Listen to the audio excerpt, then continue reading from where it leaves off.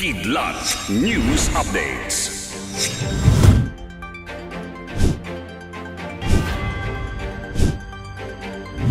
Ako po si Cesar Soriano, kasama ang buong puwersa ng Kidlat News Channel para ihatid ang mga nangunang mga balita sa buong kapuluan. Ngayon, umarangkada na ang tigil pasadang ikinasa ng Samahan ng Tsoper at Operator Nationwide o Piston ngayong araw, Lunes, November 20. Nagtipon-tipon sa monumento ang ilang mga miyembro ng Piston para sa 3-day transport strike na nagsimula ngayong araw bilang pagtugon nito sa pagtanggi sa Public Utility Vehicle o PUV modernization program ng gobyerno at kabilang dito ang pag-phase out ng traditional jeepneys sa buong bansa. Bunsod nito, nasa 13 ruta ang tinukoy nilang areas of concern ng transport strike batay sa pagsusuri ng Land Transportation Franchising and Regulatory Board o LTFRB. Maaga namang nag-ikot-ikot si LTFRB Chairman Teofilo Guadas III upang i-monitor ang mga maapektuhang lugar at lagay ng commuter sa mga pangunahing kalsada sa Metro Manila. Anya, ilan sa mga lugar na kanilang binabantayan ang Quezon City, partikular na sa Novaliches at Commonwealth, gayon rin sa Pasig dahil sa posibleng pagkakaroon ng pag-iipon ng mga pasahero bungsod ng nasabing tigil pasada. Naglaan naman ang mga lokal na pamahalaan ng mga reserbang transportasyon at libreng sakay sa maapektuhang lugar sa National Capital Region o NCR. Magde-deploy rin ang Philippine National Police o PNP nang aabot sa 9,000 pulis at 920 mobility assets para sa transport strike. Una nang inanunsyo ng Department of Education o DepEd na hindi sila nagkansela ng pasok kasunod ng transport strike. Gayunpaman, maagang nag-anunsyong ilipat sa distance learning modality at magkansela ng klase ang mga pamantasan at universidad bilang paghahanda sa nationwide transport strike.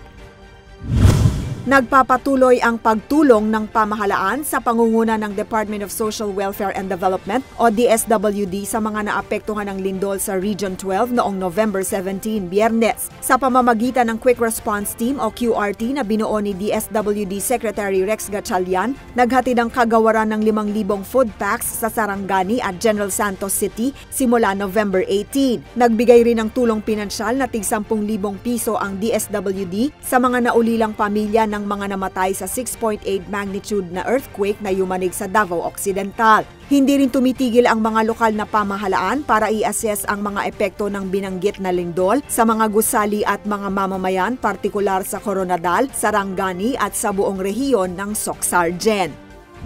Mahigit 11,000 ang bilang ng mga namatay sa aksidente sa kalsada dahil sa drunk driving, overspeeding, texting while driving at human behavior.